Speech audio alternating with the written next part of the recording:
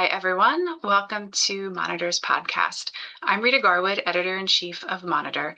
Today, we're talking about LeadHER, the community built to close one of the equipment finance industry's most persistent gaps, leadership representation for women.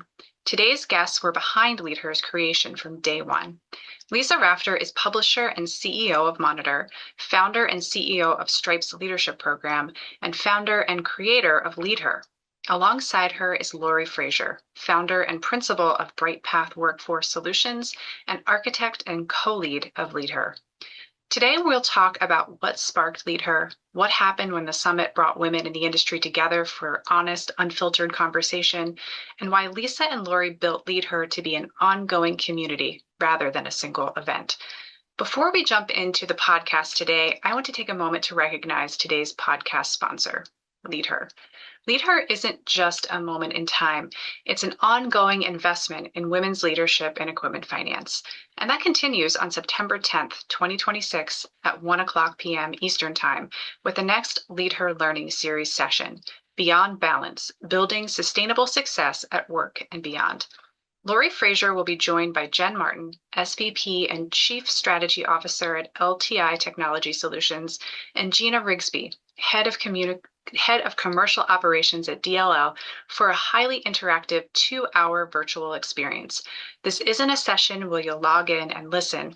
You'll work through real challenges alongside other leaders in guided exercises and small group breakouts to figure out how to let go of unrealistic expectations, evaluate competing demands, and build a definition of a success that's ambitious, meaningful, and sustainable. It's open to previous LeadHER attendees and to anyone interested in becoming part of the Monitor LeadHER community. And you can register today on Monitor's website. Now, here's my conversation with Lisa and Lori. So LeadHER was created to be more than just another industry conference. When you first began building it, what did you believe was missing from the conversations that women in equipment finance were having? And did the summit confirm that belief or challenge it? Lisa, can you take that question? Yes, absolutely. Interesting. It's not just the conversations, Rita, that women were having. It was also the conversations that we're not having, I think, as an industry. And what I mean by that is when I look at the why initially we started to think about and create LeadHER, it's because of one industry statistic. And I think you know what I'm about to say. And it's the Monitor 100. We started to see over the years, and Rita, you know this, firsthand, that the most recent statistic is that only 6 out of the top Monitor 100 CEOs are women. So we wanted to dive into that and really look at that and have the industry look at that and see what's underneath that. How can we create an inclusive environment in our industry across the board, and including, of course, women and women at all levels. So that's the conversation that prompted, why don't we get women together and start to talk about this? And then as Lori and I began creating it, we could see that there were many other conversations too that women wanted to have, not just that one. And so we created LeadHER for women to do just that, get together with a business first agenda and begin to have really honest conversations about what women were dealing with in their roles, but also business first, as I said, industry topics about the equipment finance industry, but have it be a women-led conversation. So that's where we really started these from. And yes, the summit accomplished this big time, and Lori and I'll talk about that, I'm sure, today throughout the podcast, but it absolutely delivered on what we intended when we created LeadHER and so much more. One of the resounding themes that we kept hearing, and when we surveyed the women after the event, was what women were saying is, I'm not alone. And they really could see that they had other women that were experiencing and dealing with, certain challenges and obstacles to what they were committed to in their careers. So we really got to that. And we really began to have conversations where women could see that they could build these strong relationships and network, and that they had permission to lead authentically, to really be themselves. And they left with a lot of tools around that they could put to work. It truly was transformative. It definitely was. Mm-hmm. So at the summit, you encouraged attendees to remove the masks that they may wear in their professional lives. And you actually had a mask there on the table that, everyone held up to their face and pulled away. And it was a really cool symbolic moment. Lori, what did you observe when women felt safe enough to be more honest about the pressures and doubts and expectations that they carry as leaders? Yeah, I think that when it was such a powerful theme, the whole mask off theme throughout the whole conference. And I think that when people aren't spending energy to play a role, to play to think, to act as if, because they think that's what's expected of them, they're more creative, they're more innovative. They are more collaborative, right? Because you're not using energy on something negative. You're able to put all your energy into making things better. And so we were hearing conversations about, really how do we add the most value to our businesses? How do we show up in a way throughout our whole lives that we can really be making an impact? And so it was very, very powerful throughout to see folks, really leaning into their whole power and strength without using the energy on you know, playing a role or acting as if. So, was there a moment during Lead Her where the two of you looked at each other and realized this is really becoming something bigger than we originally imagined?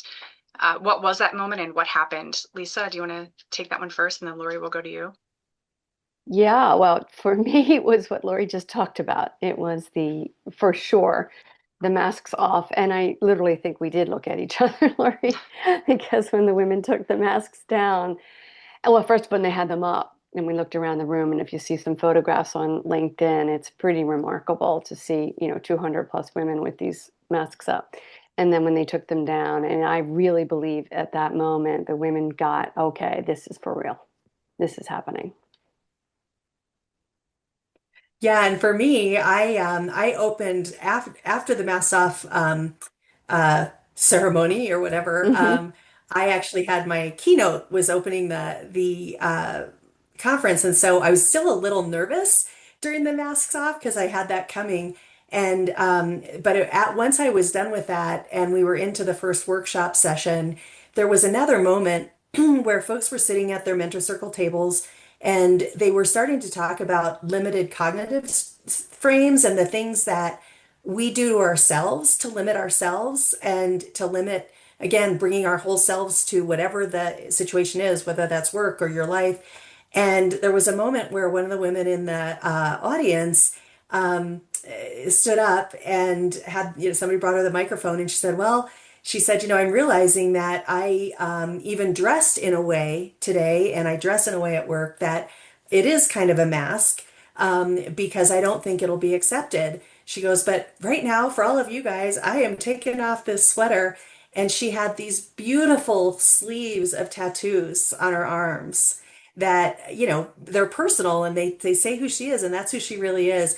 And the fact that she felt that safety, at a professional conference to sort of take that off and say, this is the real me. This is how I show up. And guess what? I'm still just as professional. I'm still just as smart. I'm still just as powerful when you can see my sleeves.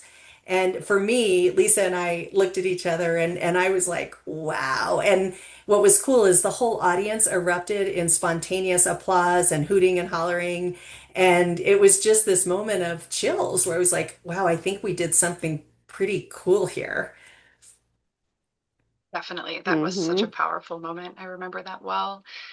So, Lisa, what did the conversations at Lead Her reveal about where women are thriving in the equipment finance industry, and then also where significant barriers or unspoken challenges still remain for them? It's a really good question, Rita. What surprised me was the split. And what do I mean by that? I see, and we could see that women in equipment finance, on the one hand, they're thriving at the table, but where women are still struggling is to be seen at it. And we kept hearing that women are landing the roles and for sure building expertise, they're earning technical credibility, But what we're seeing is it's harder for women to get the visibility around advancement, to get their voices actually heard around shaping decisions and doing all of that while carrying an invisible load at home. That came up again and again. So I think it's important to understand and underline this gap between being present but also being heard, because showing up just isn't the same as influence. And two other things that women talked about is advancement pathways. So if you think about that, in some cases, because of maybe what women have in their lives, there's this assumption of unlimited availability, and it sometimes collides with responsibilities at home, and women aren't even asked about the next level in advancement. So that's important. That came up, and then visibility for sponsorship, that came up quite a bit, not just mentorship. So what I mean by that, and what women talked about, is someone who's advocating for you in the room when you're not there. And the obstacle, as we kept hearing, it's not just capability anymore, it's also about access and advocacy. So women who definitely aspire for, advancement, and in some cases, C-level roles. And you did a survey, Rita, last year, from all of the women who have been profiled in the Monitor's Women's issue. We Monitor and Rita conducted a survey, and 81% told you, Rita, that they do aspire to reach senior executive or C-suite roles. 81% is a pretty big number. But when again you look at the Monitor 100 list and see that only 6% have the CEO role, there's something there. There's a gap between aspiration and actual seats at the top. And I think what we discovered is that the pipeline isn't the problem. It's really the promotion opportunity and sponsorship problem. So that's what we're looking to address. So important. Mm-hmm. So several conversations at LeadHER challenged familiar assumptions about confidence, authenticity, and success. Lori, what conventional piece of leadership advice do you believe needs to be retired, and what should replace it? So I think one of the myths of senior leadership that we grew up with, I was in the corporate environment from the 80s, was this idea of like command and control at the top, that the people at the top have to know all the answers, and that saying you don't know, or asking for input outside of the people in the C-suite, is some sign of weakness, or that you're expected to know the answers. And I think that especially in this age of AI and constantly changing environments, a whole new kind of workforce from a demographic and expectation standpoint, what we're knowing now about leadership is we don't want a know-it-all leader. We want learn-it-all leaders. We want leaders who are listening, who are constantly focused outside of themselves, outside of the normal, the usual suspects that they go to for advice, and really, learning on a constant basis. And I think, being able to bring together and synthesize input from many sources is the new superpower. So it's no longer this know-it-all leader that, a lot of us grew up expecting, that hero CEO, and that's dead. That's dead. So I want to talk about mentor circles for a minute. They were one of the most personal elements of LeadHER. Lori, what happens when women at different stages of their careers move beyond networking and begin sharing the realities of leadership with one another? Yeah, so mentor circles was, I think, one of the real secret sauce aspects of Lead Her. And what we did was we purposefully curated cohorts of women to sit together the entire day on each of the days. And we did it the first day by profession. So, if you were an operations person, you were going to be at this table with other operations people from all levels. So there may be a C-suite woman there, there may be an individual contributor there, but all from the operations standpoint in our industry. And we did that across the different professions. And throughout the day, there were really meaningful, deep conversations where folks were talking about not just the success stories, but importantly, what they learned through the hard knocks and through the challenges that they had. And vulnerability-based trust is so powerful. And we know that the best teams perform when they're based in vulnerability-based trust. We know that the best individual relationships grow when you have vulnerability-based trust. And so we really purposefully made that happen in ways, and we had women that were willing to go there, which was such a gift. And what we saw happen was, again, people were then able to bring their best creativity, their best ideas to the table, and really think about, hey, where could I really be playing and showing up in a different way at work to add more value to my employer? How could I be making choices that really matter for me in my life and that work a lot better for me in my life? And it was powerful. And so I think that that really was part of the secret sauce. Definitely. So I want to talk about the two of you. You each brought a different set of experiences and perspectives to the creation of LeadHER. Where did you challenge one another during the planning process, and how did those moments ultimately make the summit stronger? Lisa, let's start with you.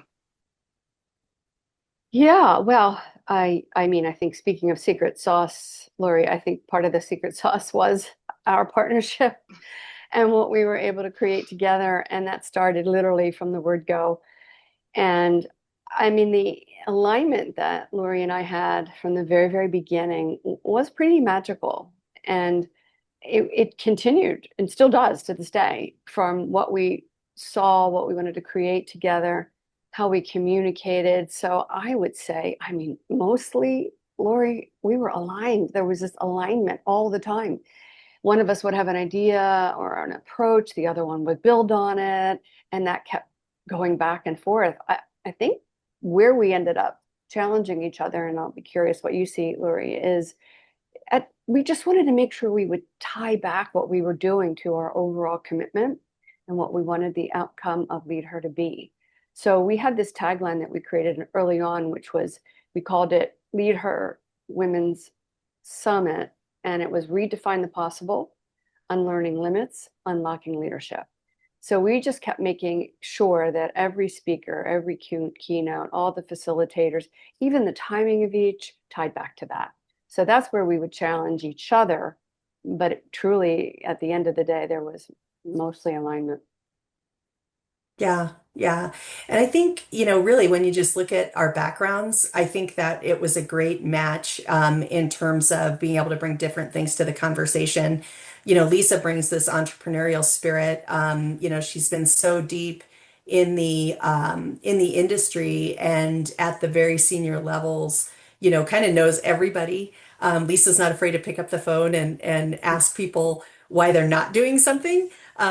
So for instance, bringing more people to LeadHER.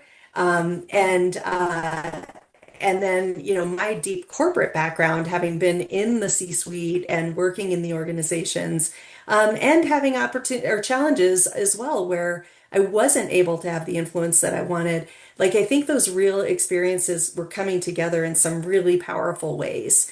One of the things, just to double click on what Lisa just said, one of the things we did, 3/4 of the way there. I mean, because we were really working on this hard from January through the end of May. And, we actually went back to the focus group and the survey information at one point, and one of Lisa's great team members ran it through AI and said, hey, look at our agenda and look at this feedback. Are there any gaps? And I think that that was, part of this commitment we had that we were going to be led by the voice of our client. So even if Lisa or I had a great idea and we started to run with it, what the other one sometimes would say, are we getting too far from what we really are trying to do here? And so we were willing to, because we both have this creative mind where we'll really just get really excited about something, but we were able to check each other and say, let's make sure that we're staying true to what our purpose is. So I think that was really the magic. So many events create inspiration in the moment, and Lead Her definitely did that. But in sometimes events, the feeling can fade after everybody returns to work and leaves the event. What responsibility did you feel to help attendees turn the Lead Her experience into lasting action, Lisa? Yeah, I would say responsibility, yes, for sure, Rita, but it was also a commitment that Lori and I had from the very beginning. And what we kept saying to each other, because we knew it would make a difference, is that we wanted this conversation to continue throughout the year. And we wanted to come up with ways to do that. We wanted to keep the conversation alive, the energy alive, the community alive. You know how you so often you can leave an event, something like the LeadHER Summit, and feel so energized and inspired, and then you come back into life, and life just comes right back in and takes over. So the glow of the event can start to fade. We didn't want that to happen, and there was quite a glow. We wanted to make sure that again, we reinforced it and we kept it alive, and we actually even expanded on it. So we created a few different things for the over the next 12 months. One, it was and is an all attendee check-in. We had one last week where everybody gets to come back together with an agenda and share and be together and again build and expand. And then we also have these what we're calling learning series, and I'd love to have Lori talk about that in a minute if you can ask Lori about that too. We really just wanted to create opportunities for and that was, we thought, our responsibility to your question, to have opportunities for the participants and other people in the industry to be together to keep building. Yeah. We So, also Laura, built in structurally, sorry, go ahead, Yeah. Rita. no, it's okay. Go ahead. Well, with structurally, we built into the mentor circles. I mentioned it before, we built in some follow-up with the mentor circle experience. And so, we had this incredible group of 20 executive level busy women who made this commitment to be Catalyst mentors.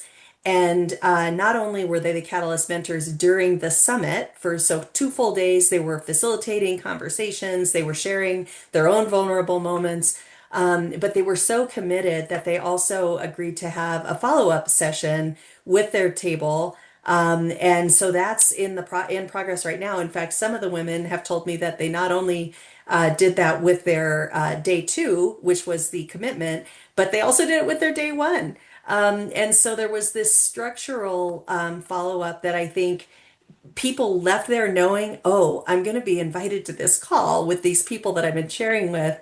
And so they maybe had a little bit higher sense of accountability to just keep it top of mind. So, Lori, why was it important that Lead Her not end when the summit concluded? And what does all of this continuing investment that the two of you have described, including the attendee calls, podcasts, mentoring conversations, what does that say about the kind of community that you're trying to build? Yeah, well, Lisa mentioned this earlier. It was just really interesting when we did the post-summit feedback survey, which we got great response to, which also shows a level of engagement, right? I mean, a lot of times we all get those surveys and, so anyway, we got a good amount of response to it. And one of the key themes was this idea of, hey, what I really took away is I'm not alone. And, what we know is that, when people feel isolated, they're not as effective, right? When they think that they're carrying a load all by themselves. And so keep kind of acknowledging and then keeping that community alive was a real commitment. And so there's a few different opportunities for folks to stay engaged. And I know we're going to talk a little bit about our upcoming learning series. We're going to be doing some articles in the Monitor, again, to keep the topic alive. Last week on the all attendee call, we heard stories that just were so heartwarming. I don't know how else to put it, and inspiring, because what we heard from people is they've gone back to their workplaces, they've started their own communities that are similar to mentor circles within their companies. They have asked for and gotten promotions. One woman had a big organizational change in her company and had new leaders that didn't know anything about what she had already contributed over her years at the company, and her job description or her job title wasn't really reflecting what she did. She put together a 10-page PowerPoint and sat down with her leader to say, hey, let me just tell you the big picture here. Not that it was all about her, but to help that person get the lay of the land as to who was really contributing. And, she really said, she goes, I would not have had the confidence to do that prior to lead her. And so those kinds of stories are what it's all about. For sure. I wanted to go back to what you said about trying to have career growth alone. What do professionals risk when they try to navigate leadership and career growth on their own without a community? And how can having a community like LeadHER change their experience? Lisa, do you want to speak to that? Yeah. Yeah, and this just kept coming through again and again throughout the 3 days, and it still is. You can still see it.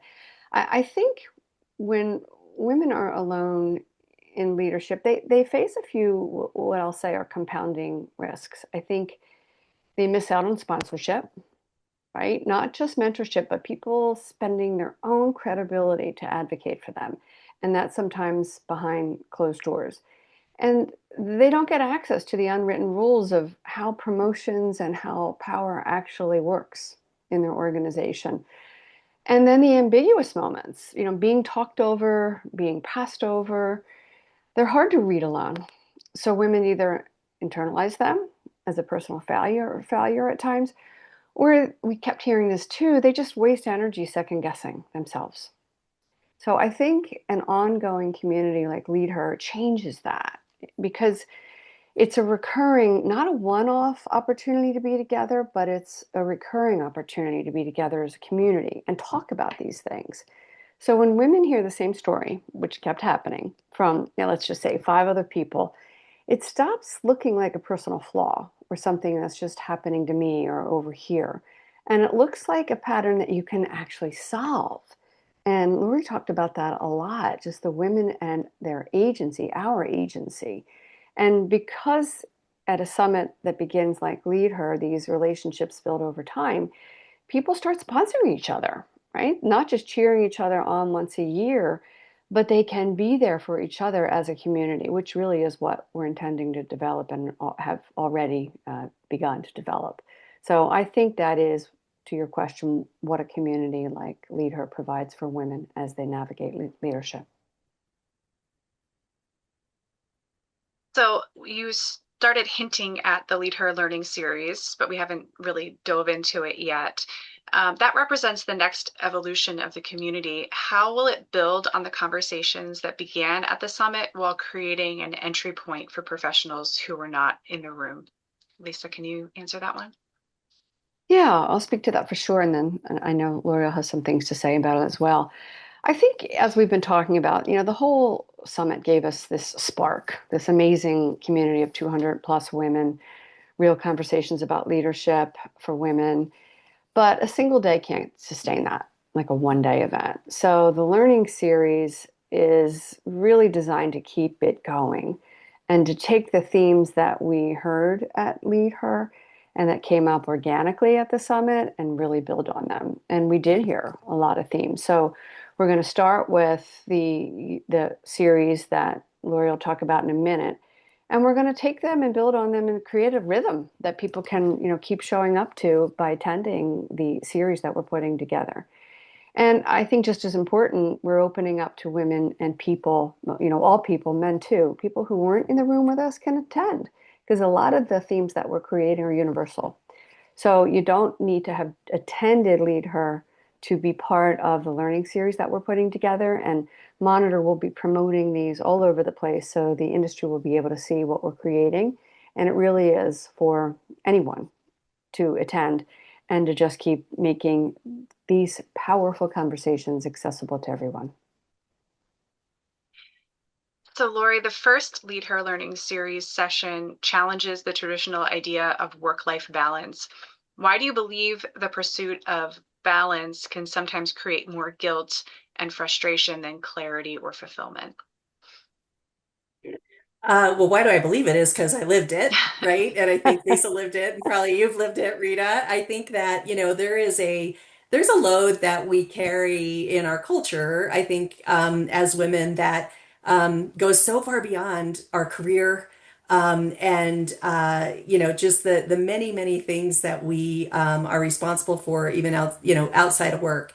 And I don't want to limit it just to mothers either. I think that, we also have a growing demographic in our workplaces of younger people who look at the game that we played and they're like, that's not the game I want to play, right? I want a life that actually I'm working to live, not living to work, right? And so, some of the things that we took for granted, in terms of having to have, the way to have it all, the way to be it all, it was a myth then, and it's a myth now. And so I had many, many years where I always felt like I was, trying to do it all, and therefore I wasn't doing any of it great. I mean, I talk about at any given time, one of these things is your second job, and you can't have two jobs and give them both 100%, right?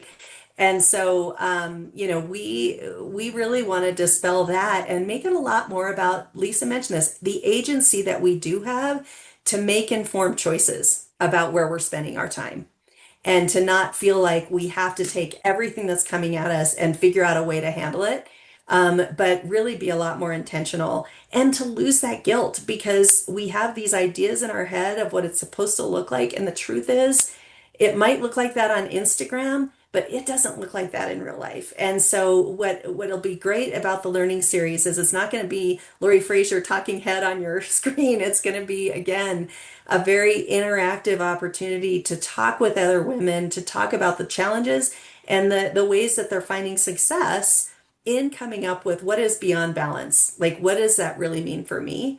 We'll have some great executive women from the industry. Jen Martin's going to join me from LTI, and we've got Gina Rigsby joining me. And it's going to be, I think, a really powerful set of conversations where Lisa mentioned this. I mean, hey, men want a whole life too. So this is not limited to the LeadHER community that came to the summit. This is where we're really starting to expand the community and say, this is for everyone that wants to be successful and who works. We've